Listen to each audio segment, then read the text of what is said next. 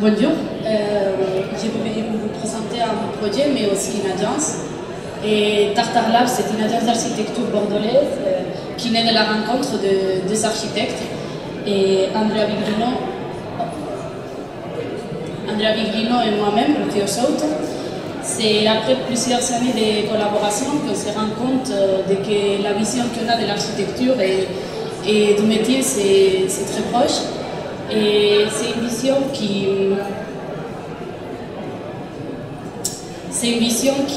englobe aussi une partie de recherche et d'expérimentation. Et c'est à partir de ces deux points-là qu'on envisage notre travail. Et un travail qui part des éléments essentiels et des outils qui sont les dessins et la maquette. C'est des outils, c'est vraiment des choses qu'on utilise depuis le début, quand les clients arrivent, jusqu'à la fin et même après pour faire des analyses sur les projets qu'on a fait et qu'on a construit. Toutes les deux, ils nous aident à comprendre ce que c'est proposé, mais aussi à comprendre les volumétries et l'ambiance qu'on veut donner aux espaces, la matérialité et tout ça qu'on envisage pour une phase postérieure, que c'est les chantiers. Donc les chantiers, c'est vraiment notre espace de travail, c'est ça qu'on adore faire. On adore être là-bas et contrôler tous les petits détails, tous les petits points et travailler avec les entreprises. Et ça qui va nous permettre vraiment d'arriver à des détails, à des solutions qui répondent à l'envie du projet, mais aussi à la technique que chaque entreprise peut développer. Tout ça pour arriver à des résultats, des finitions que l'on avait travaillé et des résultats maîtrisés qui nous permettent d'être contents et d'être en relation avec ça qu'on avait envisagé tout au début. Donc, pour illustrer tout ça, je vais vous présenter les projets des Trilotes. C'est un projet qui part d'un client, dans l'envie d'un client. Et c'est un projet de maison de vacances, 75 mètres carrés, avec un budget très réduit. Donc, cette maison, il est vraiment de l'envie d'un client. Un client qui a une démarche assez particulière. Il invite trois architectes, trois agences d'architecture sur Bordeaux à faire un concours. Il paye à chaque agence un esquisse et à partir de cette démarche, il choisit les projets qui les conviennent le plus. C'est pour ça qu'on était plusieurs sur les premières esquisses. Et quand il arrive à l'agence, il vient avec un programme très méticuleux, avec tous les mètres carrés, toutes les fonctions qu'il voulait, mais aussi avec un texte avec lequel on s'identifie et on trouve une phrase. Et pour nous, ça va être celle-là qui va vraiment faire le projet, qui va vraiment nous donner l'envie de construire tout le reste. Et c'est une phrase qui parle de son envie de vivre dehors, une maison de vacances comme une cabane, une maison vraiment pour rencontrer la famille, pour se retrouver, mais c'est aussi une maison pour être en contact vraiment avec la nature. Donc, il nous montre les lieux, il nous explique que c'est à Lacanau, à Longaris, et entre les lacs et l'océan, au milieu de la forêt. On découvre la parcelle et on se rend compte que toute cette envie de partager avec la nature, elle était très présente. C'est vraiment un espace très végétalisé. Et on se rend compte qu'on n'arrive même pas à voir la parcelle tellement de végétation on trouve. Et c'est aussi ce point-là qui va nous dire que c'est la maîtrise, que vraiment la réussite du projet, ça va être dans la maîtrise de ces rapports entre la nature et ça qu'on va construire. Donc on part d'une terrasse, on comprend la terrasse comme cet rapport direct avec la nature. Cette terrasse, ça va être une plateforme, ça va être un élément qui s'étale dans le terrain, qui vient se projeter sur les différentes vues et sur les différents paysages qu'on a tout autour. Et c'est elle qui va se situer au milieu du projet. C'est une configuration pas trop traditionnelle. Normalement, la terrasse, c'est un élément qui vient après, qui vient à côté. Cette fois-là, c'est la terrasse qui est le cœur du projet, que c'est vraiment le projet. C'est elle qui va déterminer comme les autres éléments, ils vont venir s'accrocher et ils vont venir se situer sur la parcelle. Et ces autres éléments, c'est des blocs indépendants, autonomes, qui ont les fonctions des chambres des enfants et aussi la cuisine, séjour et chambre d'amis.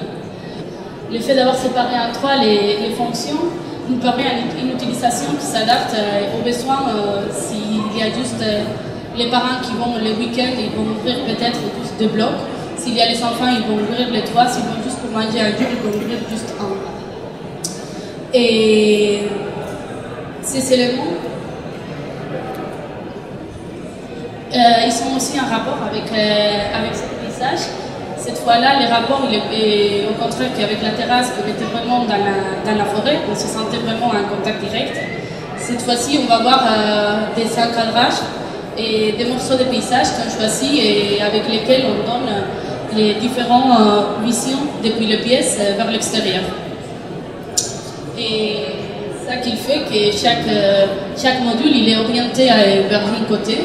Il est vraiment avec un regard vers l'extérieur différent et c'est les degrés d'intimité qu'on va voir dans chaque pièce.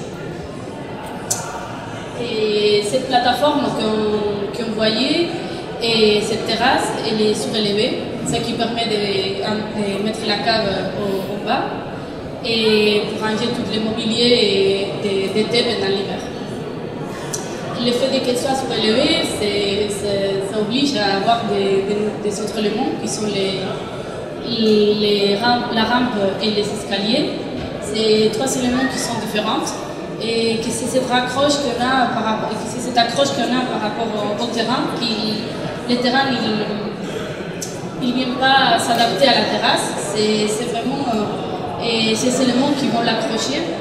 Et ces trois éléments qui se trouvent autour et qui viennent avec des caractères différents à nous inviter à rentrer directement au milieu, à nous positionner entre les 2 portes d'accès au module ou à nous donner accès à la partie plus privée de la parcelle qui se trouve à l'arrière.